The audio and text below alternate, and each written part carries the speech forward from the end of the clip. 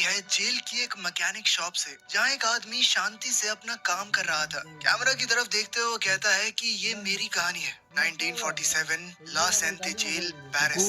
उसकी आंखों में एक अजीब सा सुकून और अंदर छुपी कोई ताकत नजर आती है। कहानी पीछे गई तो उसी जेल के एक वार्ड में क्लॉड नाम का एक नया कैदी आया। उसे वार्डन के सामने लाया गया। उसके पास एक सोने की प्लेट वाला लाइटर था, जो उसने आसपास छुपा रखा था। वार्डन ने उससे पूछा कि तुम्हें पता है यहाँ लाइटर अलाउड नहीं है। क्लॉड ने बड़ी शांति से जवाब दिया, ये चलता नहीं है, गैस भी नहीं है इसके अंदर। इसके साथ बस मेरा एक जुड़ाव है, इसीलिए अपने साथ रख लिया। लेकिन वार्डन ने उसे मना करते हुए कहा कि जब जेल से निकलोगे तब मिलेगा, अभी के लिए ये हमारे पास ही रहेगा। इसके बाद क्लॉड को शिफ्ट किया गया एक दूसरे बैरक में, जहाँ 4 और कैदी पहले से रह रहे थे। जैसे ही वो अंदर गया, एक कैदी मीनू ने गार्ड से गुस्से में कहा, यहाँ पहले से ही 4 लोग हैं, अब 5 हो जाएंगे। गार्ड ने चिल्लाकर जवाब दिया, हाँ 5 हो तुम, और ये यहीं रहेगा। ऊपर से ऑर्डर है, मेरे बस की बात नहीं है। ये कहकर गार्ड वहाँ से चला गया। क्लॉड को महसूस हो गया था कि उसका वेलकम ज्यादा अच्छा तो नहीं हुआ, इसीलिए वो धीरे से कहता है, मैं यहाँ अपनी मर्जी से नहीं आया, मेरा पुराना सेल ठीक किया जा रहा है। वो बहुत प्यार से बात कर रहा था तो सेल में टेंशन थोड़ी कम हुई।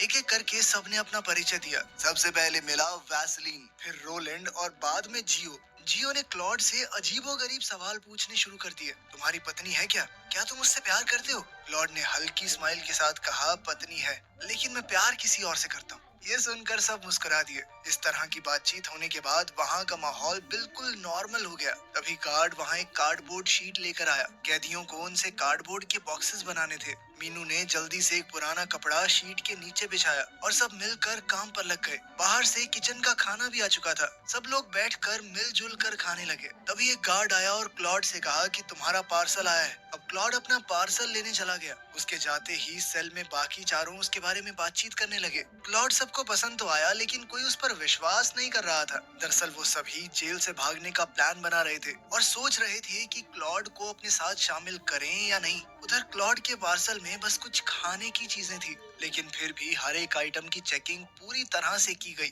और जब तक हर एक आइटम क्लियर नहीं हुआ तब तक उसका सामान उसे वापस नहीं मिला।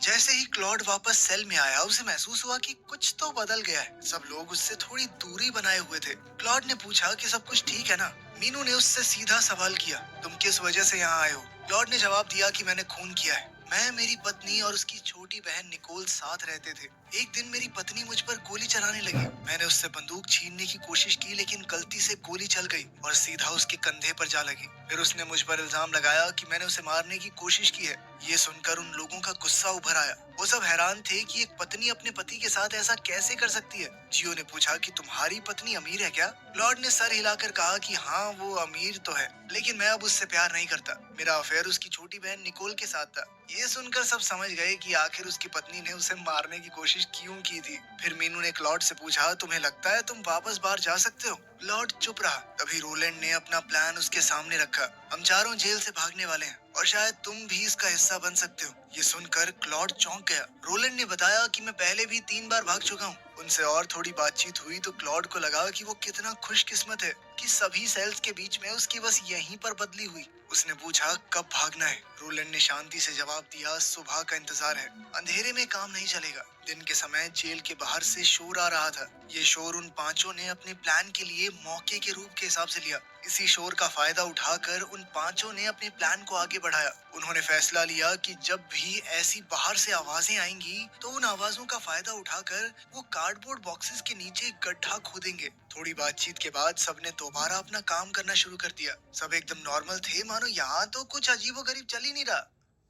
रात के समय वैसलीन और क्लॉड आपस में बैठकर जिंदगी के बारे में बातें कर रहे थे। वैसलीन ने क्लॉड से उसकी पर्सनल लाइफ के बारे में पूछा। क्लॉड ने बताया कि उसका बचपन काफी मुश्किल भरा था। उसकी माँ तो तभी गुजर गई जब वो छोटा सा बच्चा था और उसके 5 साल बाद एक कार एक्सीडेंट में मैंने अपने पिता को भी खो दिया। तब से वो अपनी दादी के पास ही पला बड़ा। यही बातें करते करते दोनों सो गए। सुबह रोलैंड सबसे पहले उठ गया। कुछ देर बाद जेल के गार्ड्स आए और सभी सेल्स के दरवाजे खोलने लगे ताकि कैदियों को उनकी सुबह की कॉफी दी जा सके। रोलैंड ने अपने सेल में ही सबके लिए कॉफी सर्व की। सबने कॉफी ली और एक नॉर्मल सुबह की शुरुआत हो गई। इसके बाद रोलैंड ने दीवार के कोने से एक छुपा हुआ शीशे का टुकड़ा निकाला, जो उसने खुद ही पहले वहां छुपा रखा था। उसने टुकड़ों को तोड़कर एक छोटा हिस्सा अपने पास रख लिया और बाकी टुकड़ों को टॉयलेट सीट में डाल दिया। तभी जेल के 2 गार्ड सेल में आए ताकि वो तलाशी ले सकें। ये उनका रूटीन चेकअप होता है जो वो हर एक सेल में करते हैं। रोलैंड को पता था कि ये होना है, इसलिए रोलैंड ने शीशे का वो हिस्सा अपने मुंह में छुपा लिया। गार्ड्स ने उसका सारा सामान चेक किया और फिर पूरे सेल की तलाशी ली। तलाशी के बाद वो चले गए। जैसे ही उन्हें लगा कि गार्ड्स जा चुके हैं, रोलैंड ने वो शीशे का टुकड़ा निकाला और उसे ब्रश के हैंडल से जोड़कर सेल के दरवाजे के पीछे से बाहर की तरफ देखा। उसने देखा कि गार्ड बाहर पहरा दे रहे हैं। तब रोलैंड ने कहा कि अब जब सेल की तलाशी हो ही चुकी है, तो वो लोग खुदाई फिर से शुरू कर सकते हैं। क्लॉड को यही काम दिया गया कि ब्रश की मदद से बार बार देखते रहना। अगर कोई गार्ड पास आए तो इन्फॉर्म करना ही तुम्हारा काम है। फिर रोलैंड ने एक चेयर जैसी चीज का पार्ट खोला, जो काफी भारी लोहे का था। उस भारी लोहे के टुकड़े को वो खुदाई के लिए इस्तेमाल करने वाले थे। फिर सब लोग मिलकर उन कार्डबोर्ड शीट्स को हटाने लगे, जिनके नीचे कपड़ा बिछाया गया था। रोलैंड ने उन टाइल्स को निकाला और रोलैंड और मीनू ने मिलकर फ्लोर में खुदाई शुरू की। बाहर से काफी शोर आ रहा था, इसीलिए उनकी आवाज जेल के किसी और हिस्से में नहीं जा रही। काफी देर तक मेहनत करने के बाद वो लगभग 3 फुट का खड्डा खोद चुके थे। फिर उन्होंने उस गड्ढे से मिट्टी निकाली और देखा कि नीचे सीमेंट का फ्लोर है। उस सीमेंट की स्लैब को भी उन्होंने तोड़ दिया और नीचे खाली जगह दिखी। रोलैंड ने कहा कि आज रात हम 5 में से 2 लोग इस रास्ते से नीचे जाकर बाहर का रास्ता ढूंढेंगे। उन्होंने मिट्टी को फिर से गड्ढे में डाल दिया, ऊपर से टाइल्स वापस रख दिए और कार्डबोर्ड शीट फिर से बिछा दी। अब वो जगह बिल्कुल नॉर्मल लग रही थी। रात हुई तो सबने कंबल और कार्डबोर्ड से डमीज बनाकर उन्हें अपने बिस्तर पर लेटा दिया, ताकि अगर कोई गार्ड बाहर से देखे तो ऐसा लगे कि सेल में 5 लोग सो रहे हैं। इन डमीज के हाथ पैर पर रस्सी बांध दी गई थी, जिसे खींचकर उन्हें थोड़ा हिलाया जा सके। तभी एक गार्ड आया, उसने सेल के दरवाजे को नॉक किया और पीप होल से अंदर झांकने लगा। ब्लैंकेट के नीचे सोए हुए जियो, वैसलीन और क्लॉड ने हाथ हिलाकर रिस्पॉन्स दिया। गार्ड ने देखा कि 2 दूसरे लोग भी हैं जो कंबल के नीचे थोड़े बहुत हिल रहे हैं, इसीलिए वो वहां से आगे बढ़ गया। गार्ड के जाने के बाद मीनू ने ब्रश वाले शीशे से फिर से देखा। जब सब कुछ क्लियर था तो रोलैंड ने टेबल का स्क्रू खोला और अंदर से एक लोहे का ब्लेड निकाला, जिसे वो कटिंग टूल की तरह इस्तेमाल करने वाले थे। उसके बाद रोलैंड और मीनू नीचे गड्ढे में उतर गए। नीचे पूरा सीवर सिस्टम था। वहाँ एक लोहे की ग्रिल लगी थी, जिसे उन्होंने कटिंग टूल से काट दिया और उस ग्रिल के जरिए वो निकल गए। उन्होंने देखा कि वो जेल की बेसमेंट में पहुंच चुके हैं। बेसमेंट में उन्हें कई दरवाजे मिले। एक दरवाजा सीवर सिस्टम की तरफ जा रहा था। जैसे ही वो एक्सप्लोर कर रहे थे, 2 पुलिस वाले बेसमेंट में आए। वो लोग सिगरेट पीने और रूटीन चेक करने आए थे। रोलैंड और मीनू एक पिलर के पीछे छुप गए। पुलिस वालों ने कुछ देर तक अंदर देखा और फिर चले गए। रोलैंड ने नोटिस किया कि ये लॉक्स टेम्परेरी हैं और उन्हें तोड़ने या खोलने से उनका काम बन सकता है। वहीं से उन्होंने एक आयरन रॉड का हिस्सा काटा, ताकि उसे चाबी की तरह इस्तेमाल करके दरवाजा खोल सके। पहले दरवाजे के बाद वो दूसरे दरवाजे तक पहुंचे, लेकिन कोई रास्ता नहीं मिला। तीसरे दरवाजे पर रोलैंड ने लॉक खोला और मीनू ने कहा कि हो सकता है सभी लॉक्स जेल की ही तरह एक ही चाबी से खुलते हों, ताकि गार्ड्स को अलग अलग चाबियां ना रखनी पड़े। उन्होंने तीसरा दरवाजा खोला और अंदर एक छोटा सा दरवाजा और मिला, जिसके ऊपर एक अलग तरह का लॉक था। उस दरवाजे के जोड़ को उन्होंने कटिंग टूल से काटा और लॉक खोले बिना ही पूरा दरवाजा निकाल दिया। उस दरवाजे के पीछे सीवर लाइन थी। जब वो लोग आगे बढ़े, उन्हें एक बड़ी कंक्रीट की दीवार दिखी, जो सीवर का रास्ता ब्लॉक कर रही थी। रोलैंड ने दीवार को थोड़ा जांच कर देखा कि ये काफी सॉलिड है। तभी उसने उसके पास वाली दीवार को खरोचा तो सीमेंट गिरने लगी। उसने कहा, ये दीवार उतनी ताकतवर नहीं है, ये जेल वाले सीमेंट से ही बनी है। अगली बार हम औजार लेकर आएंगे, इसे तोड़ सकते हैं। फिर वो दोनों वापस अपने सेल की तरफ निकल गए। तभी क्लॉड ने सेल के दरवाजे से देखा कि गार्ड सभी सेल्स का दरवाजा खोलकर चेक कर रहे हैं। गार्ड्स के कदमों की आवाज सुनते ही क्लॉड, वैसलीन और जियो तीनों एकदम से अलर्ट हो गए। उनके चेहरों पर चिंता की लकीरें उभर आई थी। मीनू और रोलैंड तुरंत गड्ढे से बाहर निकले और चुपचाप अपने सेल के अंदर आ गए। जैसे ही वो अंदर आए, रोलैंड ने तुरंत गड्ढे पर रखी हुई डमी को उठाया और उसे गड्ढे के अंदर डाल दिया। फिर सबने मिलकर वापस से टाइल लगा दी और उस पे कार्डबोर्ड की शीट खींचकर पूरा एरिया वैसे ही बंद कर दिया जैसे कुछ हुआ ही ना हो। सबने अपनी अपनी जगह ले ली और बेड पर लेट गए। जब गार्ड उनके सेल की चेकिंग के लिए आए, उन्होंने अंदर झांक कर देखा, लेकिन कुछ भी अलग नजर नहीं आया। उन्हें लगा कि सब कुछ नॉर्मल है, तो वो आगे बढ़ गए। गार्ड्स के जाने के बाद सबने एक गहरी सांस ली। नीचे से वापस आने के बाद वैसलीन ने रोलैंड से पूछा कि नीचे क्या हुआ। रोलैंड ने हल्की स्माइल के साथ कहा, हमें बाहर निकलने का रास्ता मिल गया है, बस एक छोटी सी टनल बनानी पड़ेगी। क्लॉड ने तुरंत पूछा, तुम लोग इतनी देर नीचे क्यों थे? इस पर रोलैंड ने खिंचकर जवाब दिया, तेरे पास घड़ी है क्या? मेरे पास भी नहीं थी, टाइम का पता नहीं चला सर, सॉरी। क्या आपको 25,000, 1 लाख या आधा मिलियन रुपए की जरूरत है? आप अकेले नहीं हैं। हर महीने। इस पर रोलैंड ने खिंचकर जवाब दिया, तेरे पास घड़ी है क्या? मेरे पास भी नहीं थी, टाइम का पता नहीं चला सर, सॉरी।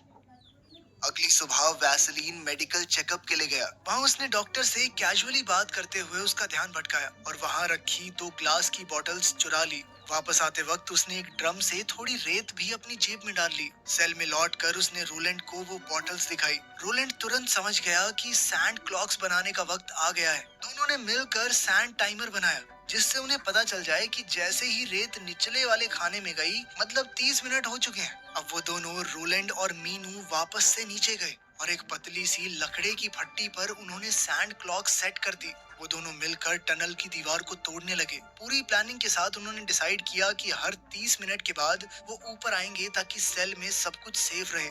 एक दिन जब क्लॉड और मीनू नीचे टनल में काम कर रहे थे, तब रोलैंड और जियो उनके ऊपर थे। तभी जियो ने रोलैंड से कहा कि मैं तुम्हारे साथ इस जेल से नहीं भागना चाहता।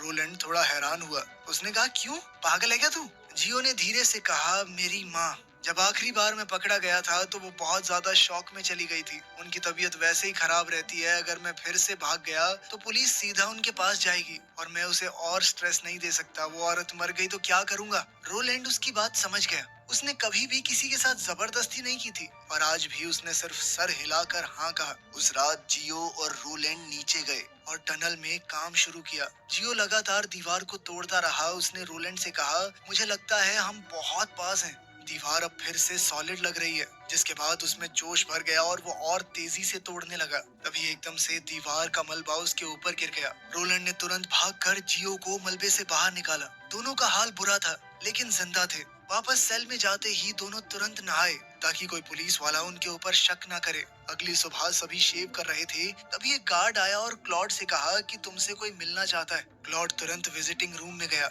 वहाँ उससे मिलने आई थी उसकी पत्नी की छोटी बहन निकोल। निकोल ने क्लॉड का हाल चाल पूछा। क्लॉड ने सीधा पूछा कि क्या तुम अभी भी अपनी बहन के साथ रह रही हो? निकोल ने जवाब दिया कि हाँ, घर जितना उसका है उतना मेरा भी तो है। हम दोनों अब ज्यादा बात नहीं करते, लेकिन वो तुमसे अब भी प्यार करती है। तुम उससे बात कर लो, शायद तुम्हारा केस वापस भी ले ले। क्लॉड ने थोड़े कड़वे शब्दों में जवाब दिया, मेरी बात हो चुकी है उसके लॉयर से। उसने सीधा सीधा कहा है कि वो अपना केस वापस नहीं लेगी। निकोल ने नरमी से कहा कि शायद वो तुम्हें सिर्फ सजा देना चाहती है। वैसे मुझे तुमसे एक और बात करनी थी। मैं 1 साल के लिए इंग्लैंड जा रही हूँ इंग्लिश सीखने। जब तक मैं लौटूंगी तुम जेल से बाहर आ चुके होगे। क्लॉड ने उसकी आंखों में देखा और नाराजगी से कहा, प्लीज अब कोई गेम मत खेलना मेरे साथ। ये कहकर वो तुरंत विजिटिंग रूम छोड़कर चला गया।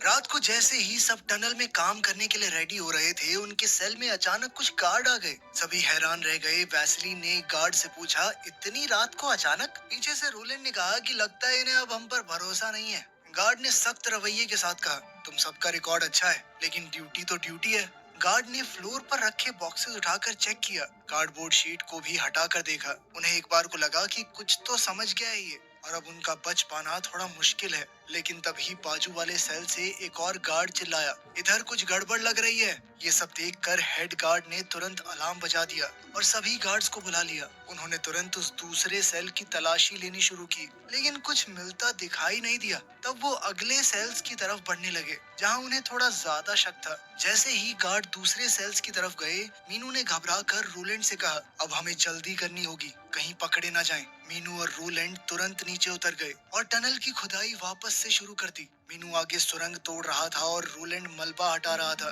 कुछ देर बाद रोलैंड ऊपर आया और उसकी जगह क्लॉड नीचे गया। क्लॉड ने भी मलबा हटाया जबकि मीनू लगातार सुरंग तोड़ता रहा। आखिरकार मीनू ने सुरंग के दूसरी तरफ रास्ता देख लिया। एक्साइटेड होकर उसने क्लॉड को बताया और दोनों ने मिलकर दीवार तोड़ दी। दीवार के उस पार एक नया सीवर सिस्टम था। दोनों ने उसके अंदर घुसकर बाहर निकलने का रास्ता ढूंढना शुरू किया। कुछ देर बाद उन्हें एक लोहे का ढक्कन यानी मैन होल दिखा जो रोड पर खुलता था। जब उन्होंने उस ढक्कन को खोला तो सामने एक खुली हुई गली थी, बिल्कुल जेल के पीछे। जेल की बिल्डिंग एकदम साफ दिख रही थी। वो दोनों तुरंत वापस सेल में आए और अपने साथियों को बताया, रास्ता मिल गया है, जेल के पीछे वाले रोड पर निकलता है। ये सुनकर सभी खुश हो गए। रोलन ने कहा, आज रात को निकलते हैं फिर। भागने के लिए एक छोटी सी लॉटरी निकाली गई। वैसलीन ने एक डब्बे में चिट्ठी डाली और एक एक करके नाम निकलने लगे। पहला नाम आया वैसलीन, दूसरा नाम जियो, तीसरा मीनू, चौथा रोलैंड और आखिरी क्लॉड। वैसलीन ने क्लॉड से कहा कि अगर तू चाहे तो मैं तेरी जगह जा सकता हूँ। तभी जियो ने कहा कि तुम में से कोई भी मेरी जगह ले सकता है क्योंकि मैं तो नहीं भाग रहा। सब हैरान रह गए। क्लॉड ने पूछा, क्यों? जियो ने जवाब दिया कि मैं पहले ही रोलैंड को सब कुछ बता चुका हूँ, भागते हुए बातचीत कर लेना इस बारे में। सब लोग एकदम चुप हो गए। तभी एक गार्ड आया और उसने कहा कि क्लॉड, वार्डन ने तुम्हें बुलाया है, चलो मेरे साथ। क्लॉड ने जैकेट पहना और चला गया। मीनू ने ऑफिसर से पूछा कि आप इसे कहाँ ले जा रहे हो? ऑफिसर ने बस इतना कहा कि तुम्हें जानने की जरूरत नहीं है। ये सुनते ही सब समझ गए कि उसे वार्डन के पास ले जाया जा रहा है और अब सबके अंदर का डर बाहर आ गया। क्लॉड को ले जाकर वार्डन के सामने बिठा दिया गया। वार्डन ने पूछा कि तुम किस केस में आए हो? क्लॉड ने कहा कि मुझ पर मेरी बीवी ने बंदूक से उसे मारने की कोशिश का इल्जाम लगाया है। वो शॉटगन लाई थी मुझे मारने के लिए। मैंने उससे छीनने की कोशिश की और गोली चल गई। वार्डन ने पूछा, तुम्हारी बीवी ने चार्ज वापस क्यों नहीं लिया? क्लॉड ने हैरानी से कहा कि मुझे क्या पता। वार्डन ने शांति से कहा कि तुम्हारी बीवी तुमसे प्यार करती है, उसने सारे चार्जेस हटा दिए हैं। ये सुनकर क्लॉड दंग रह गया। उसने खुशी से पूछा, तो क्या मैं जा सकता हूँ? वार्डन ने कहा, हो सकता है, तुम्हारा केस फाइनलाइज होगा आज या कल में। अगर सब कुछ सही गया तो तुम आजाद हो। इसी बात पर उसके चेहरे की खुशी गायब हो गई क्योंकि आज रात तो उसके साथ ही भागने वाले हैं। इसी परेशानी को वार्डन ने भांप लिया और उससे पूछा कि तुम परेशान क्यों? छूटने वाला है साले। कुछ देर बाद क्लॉड वापस सेल में आया लेकिन उसका चेहरा उदास सा था। उसने सबको बताया कि मेरी बीवी ने चार्जेस वापस ले लिए हैं। वैसलीन ने तुरंत कहा, तो मतलब तुम हमारे साथ नहीं भागोगे? क्लॉड ने कहा कि मैं तुम्हारे साथ ही जाऊंगा। हाँ, मेरी जिंदगी तुमसे बेहतर हो सकती थी। अगर केस ड्रॉप नहीं हुआ तो मुझे 5 साल जेल काटनी पड़ेगी और अगर मैं कोर्ट नहीं पहुंचा तो पूरा केस डिसमिस भी हो सकता है। सब लोग थोड़ा रिलैक्स हुए लेकिन मीनू अब भी थोड़ा शक कर रहा था। उसने सीधा पूछा कि तुम 2 घंटे से वार्डन के साथ थे, बस इतनी सी बात हुई? क्लॉड ने गुस्से में कहा कि मैंने तुम्हें दोस्तों जैसा माना, तुम अब भी मेरे ऊपर शक कर रहे हो। क्लॉड ने जब इस तरह की बात की तो सब फिर से उस पर भरोसा करने लगे। मीनू ने भी अपने सवालों के लिए उससे माफी मांगी। रात हुई, सब भागने के लिए एकदम तैयार थे। जियो दरवाजे के पास खड़ा निगरानी रख रहा था। तब सब ने कार्डबोर्ड शीट हटाई। जियो ने बाहर झांक कर देखा कि सब कुछ खाली है, लेकिन जैसे ही उसने ग्लास को धक्का दिया, दूसरी तरफ गार्ड्स का पूरा झुंड खड़ा था। जियो ने तुरंत कहा, मीनू, बाहर गार्ड्स हैं। सब लोग समझ गए कि उनका प्लान फेल हो चुका है और इसकी वजह था क्लॉड। क्लॉड पर सबका गुस्सा निकल गया। क्लॉड चिल्लाया कि मैं नहीं चाहता था ये हो। मीनू ने उसे धक्का दिया लेकिन तब तक गार्ड सेल के अंदर घुस आए थे। उन्होंने क्लॉड को अलग किया और सबको ले जाकर लाइन में खड़ा कर दिया। एक ऑफिसर ने टनल के अंदर झांका और उनके भागने का रास्ता देख लिया। क्लॉड को वार्डन के ऑर्डर्स पर दूसरे सेल में डाल दिया गया। बाकी सब उसे लगातार देख रहे थे मानो उसकी जान लेना चाहते हो। वो भी उनमें से किसी से आंख नहीं मिला सका।